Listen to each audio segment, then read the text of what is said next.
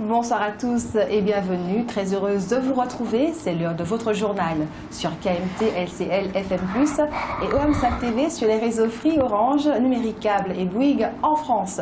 Avec moi ce soir, Roland Laouché. Bonsoir Roland. Bonsoir Getty et bonsoir à tous ceux qui nous font l'amitié de nous être fidèles aujourd'hui. Comment allez-vous? Je vais bien, je vais d'autant mieux que je présente le journal avec vous. Voilà. Ça fait plaisir, Roland. Merci. Voici quelques-uns des sujets que nous allons aborder ce soir. Comme prévu, la ministre des Outre-mer, Erika Barrett, est en Guadeloupe. Elle arrivera chez nous demain, vendredi. Il est notamment prévu qu'elle aille à la rencontre des agriculteurs du secteur de la banane. Nous verrons dans ce journal certains problèmes auxquels ils sont confrontés. Nous reviendrons également sur la rentrée du Parti progressiste martiniquais qui s'est effectuée le 10 octobre dernier. Enfin, nous vous parlerons d'un festival de films documentaires qui viendra à votre rencontre à partir du 22 octobre. Et pour commencer ce journal, ce jeudi matin, 3 personnes ont été blessées par balle au quartier La Démarche à Schœlcher. Il s'agirait d'une querelle qui a éclaté entre jeunes. L'auteur des coups de feu a pris la fuite. Après bien des péripéties dans ce procès, la Cour d'assises spéciale de Fort-de-France a tranché dans l'affaire des 4 orpailleurs brésiliens jugés pour les meurtres de 2 militaires le 27 juin 2012 à Dorlin, en Guyane. Les accusés ont été condamnés à des peines allant de 18 ans de réclusion criminelle à la perpétuité. La semaine dernière, le lundi 10 octobre, l'une des principales forces politiques de notre île, le Parti progressiste martiniquais, organisait un important rassemblement à l'occasion de sa rentrée politique. Parmi les quelques 200 militants et personnalités politiques qui étaient présents ce jour-là, au siège de Trenel, on retiendra notamment les conseillers territoriaux Jean-Claude Duverger, Johnny Ajar et Catherine Conconne, le sénateur Serge Larcher, ainsi que les maires Didier Laguerre, Marie-Thérèse Casimirius et Pierre Samo. Le député Serge Letchimy, qui malgré son retrait suite aux élections de décembre 2015 reste le leader incontesté du parti, a rappelé que le PPM demeurait en position de combat et de lutte face à une majorité brutale, injurieuse et qui n'arrête pas de mentir.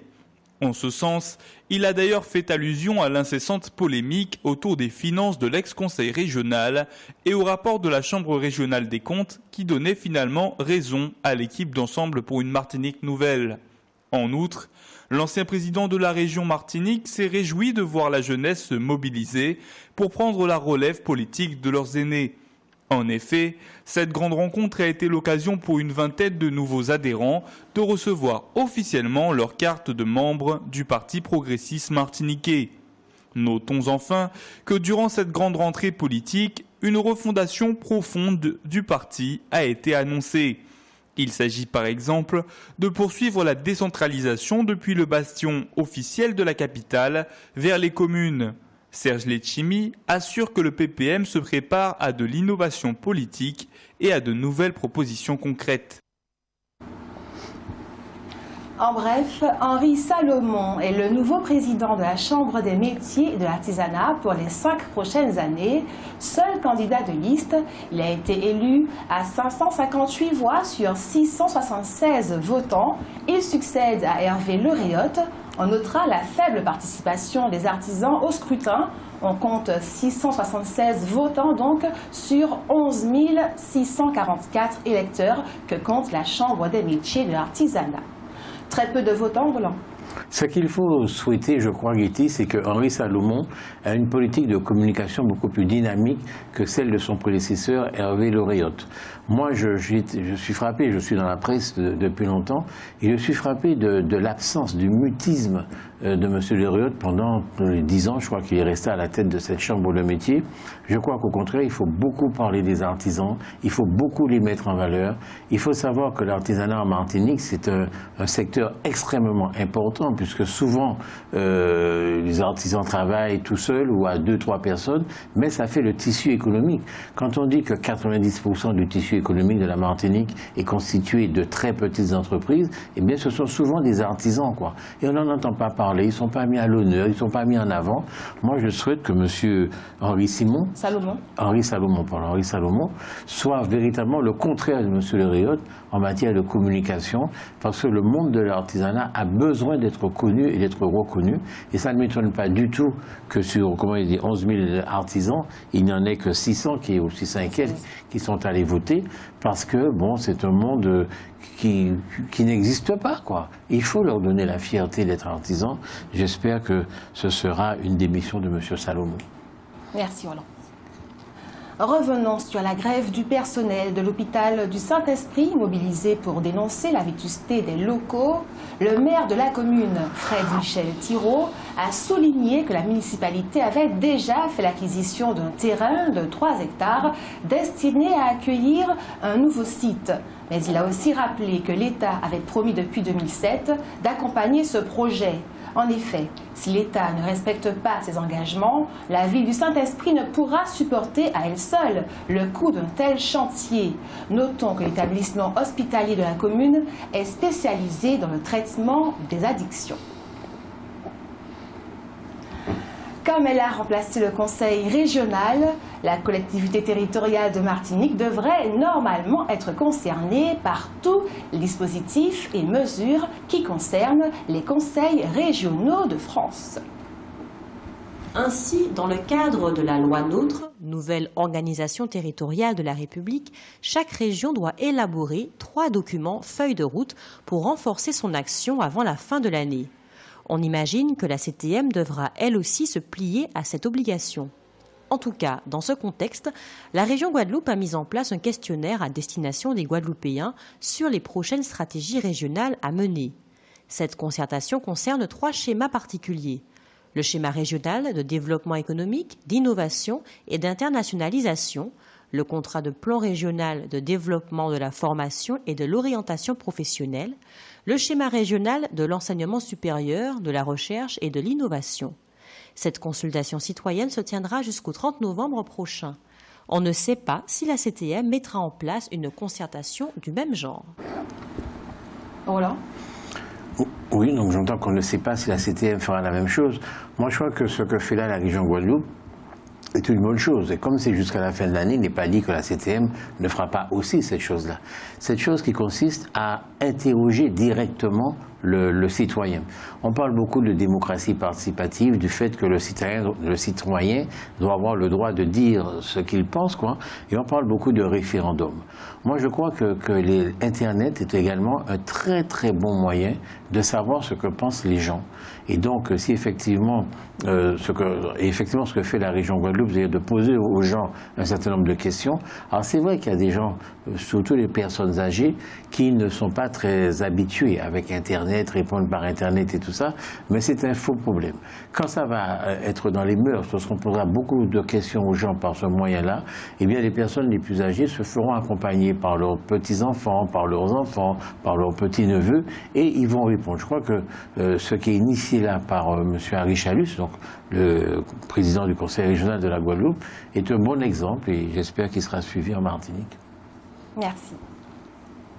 Avec une dette de près de 225 millions d'euros, soit plus de 2600 € par habitant, la ville de Fort-de-France est la 13e ville de France la plus endettée. L'an dernier, elle n'était que 14e. Un bien triste palmarès, d'autant que notre capitale est la seule ville ultramarine qui figure parmi les 20 communes qui ont accumulé le plus important niveau d'endettement. La ministre des Outre-mer, Erika Barrett, a récemment reçu les préfets ultramarins pour évoquer avec eux les modalités de mise en œuvre de la loi sur l'égalité réelle, dont le texte a déjà été voté par les députés en première lecture. L'objectif de ce projet de loi est de réduire les considérables écarts de niveau de vie entre les Outre-mer et la France hexagonale. Le PIB par habitant représente en effet, dans certains territoires ultramarins, 40% de celui de l'Hexagone. Et les taux de pauvreté, tout comme les inégalités de revenus, y atteignent des niveaux sans commune mesure avec ceux de la France hexagonale. Le texte entend mettre en œuvre un plan de convergence dont la durée est fixée entre 10 et 20 ans. Sont donc prévues des actions en matière d'infrastructure, d'environnement, de développement économique, social et culturel, de santé, d'éducation, de formation professionnelle, d'emploi, de logement, d'accès à la justice, de sécurité, de télécommunications, d'accès aux services publics, à l'information, à la culture et au sport. Ce plan signé par l'État, les collectivités d'outre-mer et les établissements publics intéressés doit établir un diagnostic, une stratégie et une programmation financière. Mais dans les discussions à l'Assemblée nationale, il est apparu que les élus doutent de l'efficacité du texte. Il contient, en effet, assez peu de mesures concrètes, sauf en ce qui concerne Mayotte. Il est en outre assez peu contraignant et ne donne aucune garantie d'atteindre dans un délai de 20 ans l'objectif de combler l'écart de développement. Les élus craignent en outre que le plan de convergence ne se superpose aux autres schémas d'aménagement et de planification et ne rende ainsi plus complexe le cadre juridique. Un commentaire, Roland.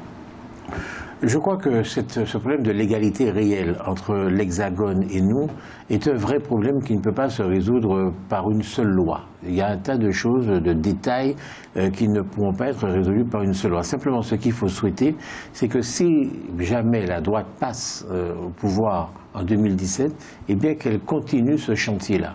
Je crois que c'est un bon chantier, que c'est une chose importante, mais c'est vrai qu'il ne faut pas arrêter, quoi. C'est pas en un coup comme ça. Déjà au Sénat, pour passer cette loi, on va avoir beaucoup de problèmes, puisque le Sénat, vous le savez, est à droite. Hein, et bon, ceci dit, la droite n'est pas du tout indifférente à ce qui se passe dans les territoires et dans les départements d'outre-mer. Ce qu'il faut souhaiter en tout cas, c'est que, quelle que soit la majorité qui passe en 2017, eh bien, on continue à mettre cette loi sur le chantier. Il y aura cette loi, il devra certainement y en avoir d'autres. Ce n'est pas du jour au lendemain que ça peut se faire. Merci, Roland. Et justement, Erika Barrette, la ministre des Outre-mer, est actuellement en Guadeloupe, comme prévu. Elle sera en Martinique demain, vendredi. Ce jeudi, elle est revenue sur la loi sur l'égalité réelle. Elle a affirmé qu'on ne peut pas avoir les mêmes outils en France hexagonale et dans les territoires ultramarins. Certaines mesures peuvent être utilisées, mais dans des domaines tels que l'économie, la mobilité ou encore la culture, les outils doivent être adaptés aux spécificités locales. Pour elle, cette loi sur l'égalité réelle est une révolution, un changement de regard sur les Outre-mer. Le pensez-vous, Roland ? Non, forcément qu'elle a raison en disant ça. Simplement, je vais faire un petit clin d'œil à cette téléspectatrice guadeloupéenne qui me reproche et qui continue de me reprocher de faire des comparaisons entre la Guadeloupe et la Martinique. Alors, ça m'ennuie de lui dire ça, mais est-ce que vous avez observé que la ministre reste 2 jours en Guadeloupe et une seule journée en Martinique? Voilà, je voulais vous dire ça. Le message est passé. C'est vrai qu'on parle beaucoup de la loi de l'égalité réelle puisqu'elle nous concerne en tout premier chef, mais il existe également un projet de loi relatif à l'égalité et la citoyenneté. Voté en première lecture par l'Assemblée nationale, ce projet de loi a été sérieusement remanié par le Sénat qui l'a voté il y a 2 jours. En réalité, les sénateurs l'ont carrément dénaturé. Mais, comme on sait, lorsqu'elle viendra en 2e lecture à l'Assemblée nationale, c'est cette dernière qui aura le dernier mot. Avec cette loi, le gouvernement veut surtout imposer la mixité sociale en obligeant les municipalités à réserver aux personnes à revenus modestes 25% de tout projet immobilier se faisant dans leur commune. Cette loi vise également à garantir le droit d'accès à la cantine pour tous les enfants. Autant de choses que le Sénat, qui est à droite, on le sait, n'a pas approuvé. Si à l'occasion du premier débat pour la primaire du parti Les Républicains, il n'a pas du tout été question des Outre-mer, cela ne signifie pas que les candidats s'en désintéressent. C'est en tout cas ce que suggère le fait que Nicolas Sarkozy a décliné tout un programme les concernant dans une interview accordée au journal L'Express il y a quelques semaines. Nicolas Sarkozy entend, citons-le, provoquer une véritable révolution économique outre-mer, qui passera par une première mesure simple, 0 charge sociale et un taux d'impôt sur les sociétés à 15%. Fin de citation. Pour les entreprises de moins de 11 salariés et les entreprises exposées à la concurrence hexagonale et dont les secteurs sont listés dans la loi pour le développement économique des Outre-mer, M. Sarkozy propose de supprimer totalement les charges sociales sur les salaires inférieurs à 2 SMIC environ, avec une exonération partielle jusqu'à 2,5 ou 3,5 SMIC selon les cas. Il propose également que l'on permette au secteur du tourisme et au nautisme de pouvoir bénéficier d'approvisionnement hors TVA et taxes de douane pour être compétitif au niveau régional.